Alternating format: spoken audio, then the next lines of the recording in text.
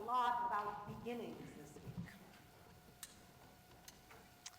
In the past week, all three of my children have moved into college dorm rooms. I got to physically move in one, setting up Talia's room and talks before she set out on a camping trip. At the same time, I was watching eagerly for photos from Williamsburg, Virginia, where David and their dad, John, were moving David in.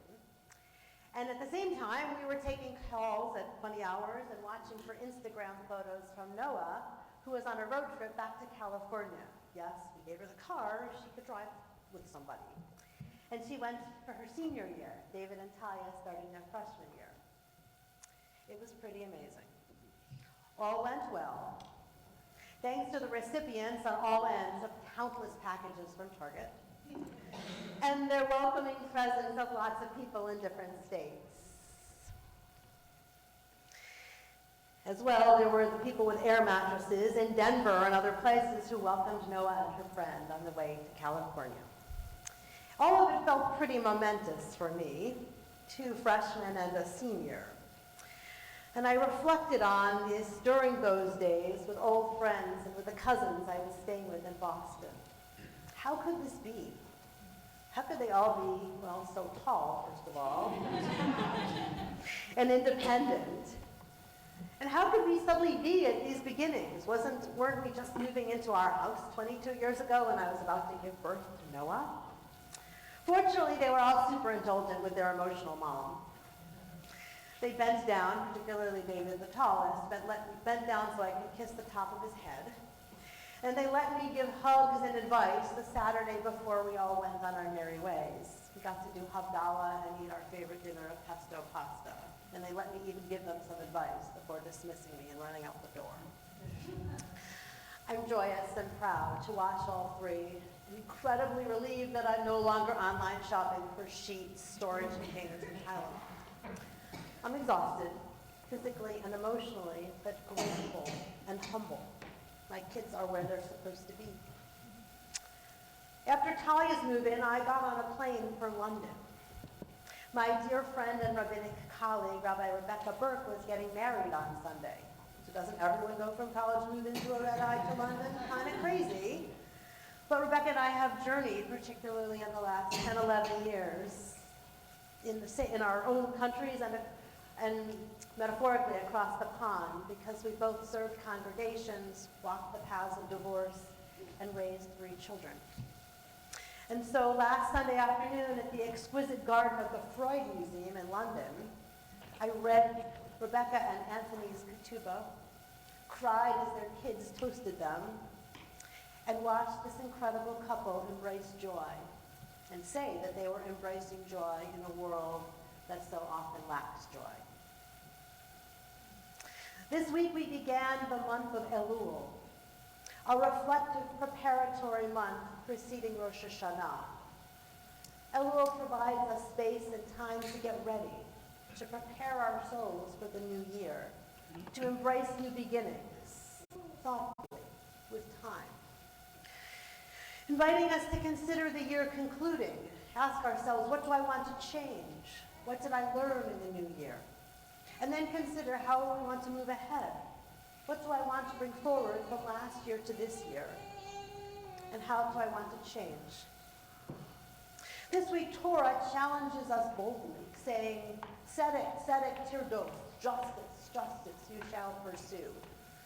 The repetition in that teaching, as repetition goes in Torah, tells us that this is serious business, not, oh, go get justice, but not a polite reminder, please do this, but go pursue justice. Literally run after it. Justice is not really defined, but basically it says that our ancestors should select shoftim v'shotrim, justices and judges and magistrates who won't take bribes. Other mitzvot include getting the testimony of 2 witnesses in a legal case, offer peace to a city you're at war with, and if you're at war, don't cut down fruit-bearing trees of your enemy. An interesting instruction in this portion is about having a king. And if you know Torah study at all, you know that God didn't want the people to have a king, but they you were going that way. And so our ancestors' desire for a king is kind of presumed, even though we know from other texts that God's not so excited about this, because God is the king after all. So what's interesting is A, that there's an acknowledgement, and B, an instruction that says, if you're going to have a king, that king should have the Torah at their side at all times, to guide him, to follow the laws. Why? Yes, to tell him what to do, but also lest he become haughty. In other words, to teach the king the law and to maintain his humility. And remember that God is always in the picture as the ultimate one. And as Rabbi Jonathan Sachs teaches, to remind the king that he is no better than anyone else in the community. Think about the balance of haughtiness or pride and humility. It's no easy thing, really.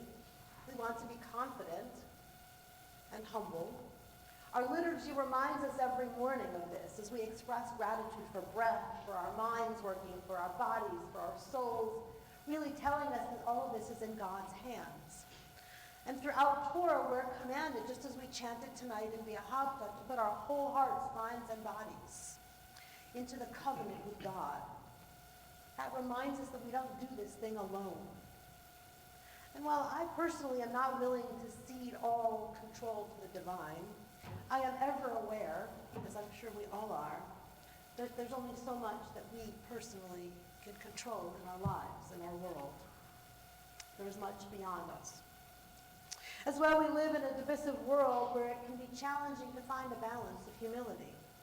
We so often want to know everything and be right in arguments and conversations. So imagine if we have Torah at our side, reminding us that we have this resource, and that we have an ability to question and interpret as Jewish tradition teaches, and to remind us that we're fallible. None of us knows it all. We all need learning and guides. Watching my children start this new school year, new college journeys, participating last Sunday in a covenantal ceremony of a couple who experienced hurt and loss, and enter a new marriage without the certainty that they had, as they said, of their much younger selves, and starting Elul, these are all beautiful realities. They are, to me, about happiness, pride, ultimate joy, but none are untempered. In my few days in London, I did catch a bit of culture, including several exhibits at the Tate Modern Museum, one of my favorites. Every time I go to the Tate Modern, I find thought-provoking art and explanations. One gallery I went to the other day is entitled The Artist and Society. And it explores, and I quote, artwork from the museum's collection that responds to their social and political context. So among the issues taken up by the art in this gallery are civil war, displacement from one's home, that is being a refugee, transphobia, slavery, civil war, displacement, slavery, protest, political idealism, truth, manipulation. Challenging realities that the artists took on and that the curators put together in this exhibit, these pieces of art next to one another. And written on one wall of the gallery that you could really mix in a hallway were a number of statements that caught my eye. Statements about what is easy.